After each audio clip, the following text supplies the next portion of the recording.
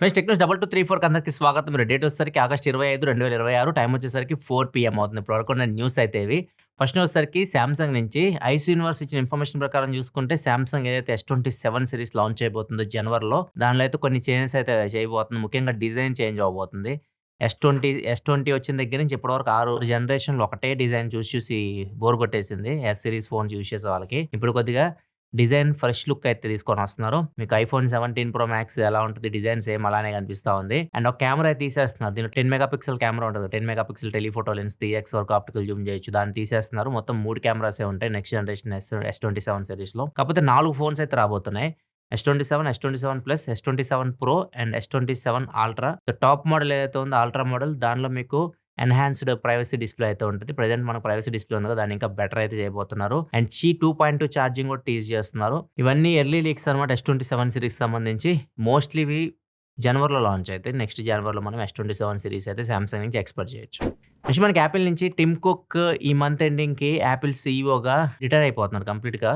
So, ఇప్పుడు కొత్త CEO అయితే సెప్టెంబర్ 1 నుంచి చార్జ్ తీసుకుంటారు. టిమ్ కుక్ ఎళ్ళే ముందు లాస్ట్ ప్రొడక్ట్ లాంచ్ చేసేది మ్యాక్ మినీ అన్నట్లుగా బ్లూంబర్గ్ రిపోర్ట్ అయితే వస్తుంది. కొత్త మ్యాక్ మినీ వస్తది మంత్ ఎండ్ లోపు. అది M5తో అయినా రావచ్చు, M6 చిప్‌తో అయినా రావచ్చు. ఇదే లాస్ట్ ప్రొడక్ట్ టిమ్ కుక్ హయాంలో సీఈఓగా లాంచ్ అయ్యే ప్రొడక్ట్ అన్నట్లుగా బ్లూంబర్గ్ అయితే చెప్తుంది. నెక్స్ట్ సెప్టెంబర్ 1 నుంచి యాపిల్ సీఈఓగా జాన్ టర్నర్స్ అయితే చార్జ్ తీసుకోబోతున్నారు. ఈయన తీసుకోగానే సెప్టెంబర్ 9కి ఐఫోన్ 18 సీరీస్ అయితే లాంచ్ అవుతుంది. 18 ప్రో, 18 ప్రో మాక్స్ అయితే ఐఫోన్ అల్ట్రా ఈ ఫోన్స్ అయితే లాంచ్ అవుతున్నాయి. సో, ఈయనే లాంచ్ ఈవెంట్ స్టార్ట్ చేయొచ్చు, ఎండ్ చేయొచ్చు. ఫస్ట్ టిమ్ కుక్ చేస్తారు కదా! ఎప్పుడు టిమ్ కుక్ ప్లేస్‌లో ఈయన చేయొచ్చు. నెక్స్ట్ న్యూస్‌లోకెళ్ళే ముందు డీల్ ఆఫ్ ద డే చూసుకుంటే సామ్‌సంగ్ ట్యాబ్ S9 ప్లస్.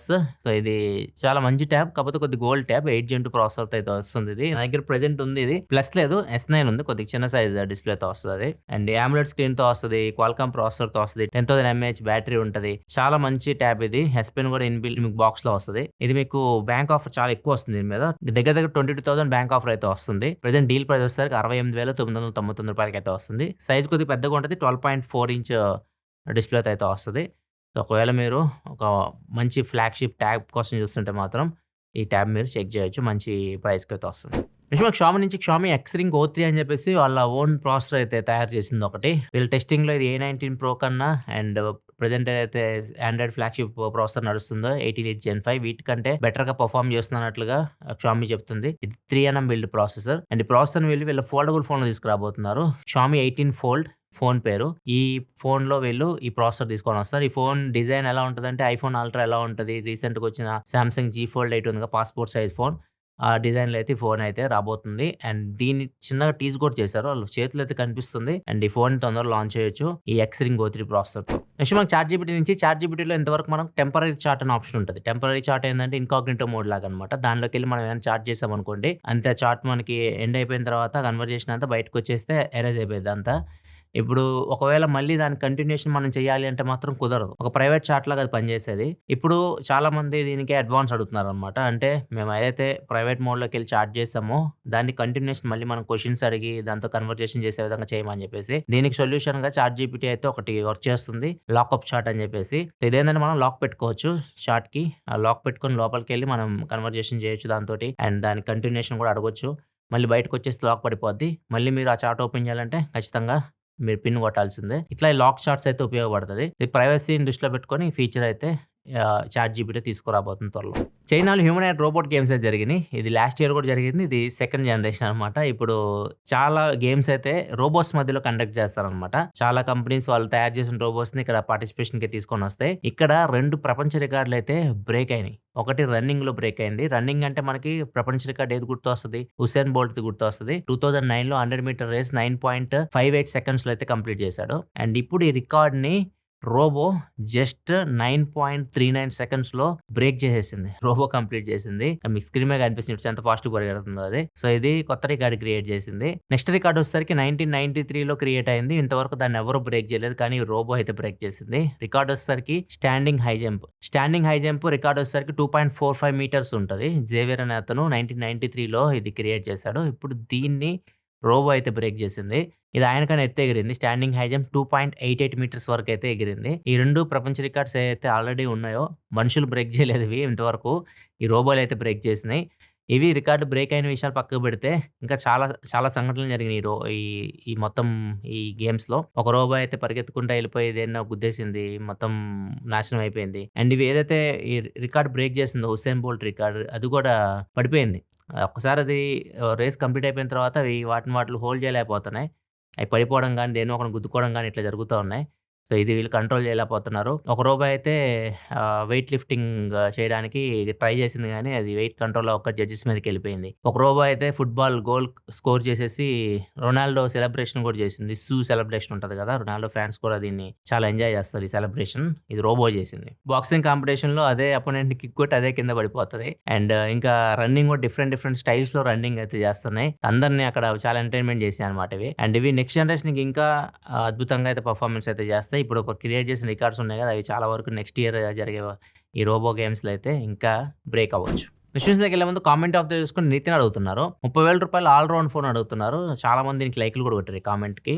400+ లైకులు అయితే కొట్టారు. ప్రెజెంట్ అయితే రూ. 30,000 లోపు మీకు ఆల్ రౌండ్ ఫోన్ అనేది లేదు. ప్రెజెంట్ వెళ్లి మీరు కొనుక్కోవాలనుకుంటే ఆల్ రౌండ్ ఫోన్ అనేది 30,000 దొరకట్లేదు. ఒక 1 మంత్‌లో మనకి దసరా సేల్ అయితే స్టార్ట్ అయిద్ది. బీబీడీ సేల్ గానీ, Amazon great Indian festival sale గానీ, దానిలో ఏమన్నా వస్తేమో చూడాలి. వచ్చినా గానీ సేల్‌లో కూడా మీకు ఆల్ రౌండ్ ఫోన్ కంప్లీట్‌గా మీకు కెమెరా, డిస్‌ప్లే, బ్యాటరీ, గేమింగ్ అన్నీ కావాలంటే మాత్రం ఇప్పుడున్న సిట్యుయేషన్ అయితే కష్టం. అక్కడ ఏదో ఒకటి మీరు కాంప్రమైజ్ అవ్వాలి. ఎయిదర్ కెమెరా అయినా కాంప్రమైజ్ అవ్వాలి, లేకపోతే ప్రాసెసర్ అయినా మీరు కాంప్రమైజ్ అవ్వాలి. అప్పుడే మీకు ఒక ఫోన్ అయితే దొరుకుతది. మంచి ఫోన్స్ ఏవైతే ఉన్నాయో 30,000లో వాటన్నిటి గురించి మనం సేల్ వచ్చినప్పుడు మాట్లాడదాం.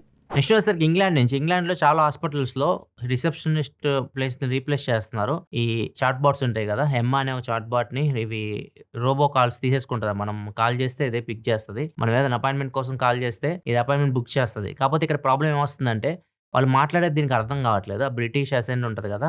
అది దీనికి అర్థం కావట్లేదు. చాలా అపాయింట్‌మెంట్స్ అయితే ఇది బుక్ చేయలేకపోతుంది. అండ్ చాలా మంది ఫ్రస్ట్రేట్ అవుతున్నారు. చాలా మంది ఎవరైతే మనుషులుంటారు రిసెప్షనిస్ట్‌లుగా ఆ హాస్పిటల్‌కి ప్రిఫర్ చేస్తున్నారు. అండ్ కొంతమంది డాక్టర్స్ స్పెసిఫిక్ ఉంటారు. ఈ డాక్టరే కావాలంటారు కదా! అలాంటి వాళ్ళు హాస్పిటల్‌కి వచ్చి కంప్లెయింట్లు ఇస్తున్నారు. ఈ ఏఐ మీద ఫుల్లీ ట్రైన్ చేయకుండా పెడితే ఇలానే ఉంటదన్నమాట. దానికి వాళ్ళు మాట్లాడేది అర్థం కావట్లేదు. అర్థం చేసుకోగలిగితే మాత్రం అపాయింట్‌మెంట్ బుక్ చేస్తది. వాళ్ళ అసెంట్ ఇది పిక్ చేయలేకపోతుంది. అక్కడ ప్రాబ్లమ్ వస్తది. నెక్స్ట్ మనం కర్ణాటక నుంచి Karnataka food and drug administration department ఉంటది కదా! సో, ఫుడ్ తనిఖీలు చేస్తా ఉంటారు వీళ్ళు. సో, వీళ్ళు Swiggy, Amazon now, Big Basket వీటిని టెంపరరీగా బ్యాన్ చేశారు. ఎందుకు బ్యాన్ చేశారంటే వీళ్ళు ఒక ఫ్లవర్ అమ్ముతున్నారు. దతురా ఫ్లవర్ అని చెప్పేసి ఒక ఫ్లవర్ అనమాట. ఇది టాక్సిక్ అనమాట.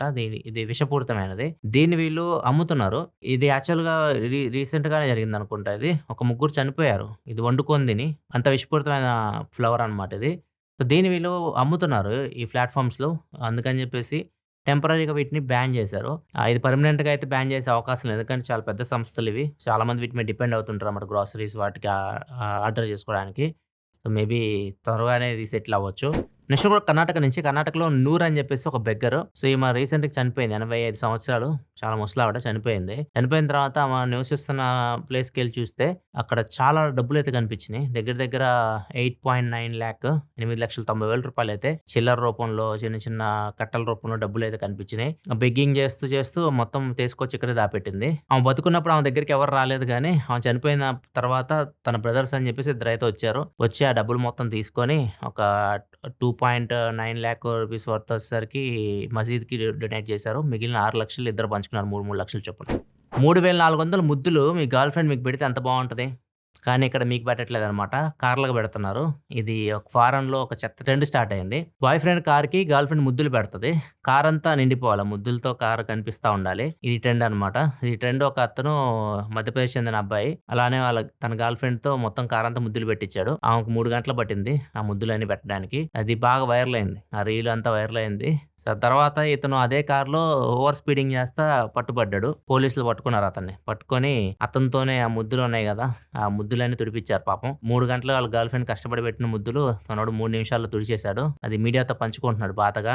తను అంత కష్టపడి ముద్దులు పెట్టింది వీళ్ళు తుడిపిచ్చేశారని చెప్పేసి. దాంతో పాటు ఓవర్ స్పీడింగ్ చలాన్ ₹5,500 కట్టించుకొని వదిలేశారు మనోడిని. ఇదే ఫ్రెండ్స్ ఇప్పటివరకు న్యూస్ అయితే ఎపిసోడ్ మీకు నచ్చితే లైక్ చేయండి. రీసెంట్ వీడియోస్ మన ఛానెల్‌లో వచ్చిన చెక్ చేయకపోతే ఇక్కడ కార్డ్స్‌లో వస్తుంది. ఇక్కడ నుంచి చెక్ చేసేయండి. మళ్ళీ మనం రేపటి టెక్ న్యూస్‌లో కలుద్దాం. అప్పటి వరకు సెలవు. బై.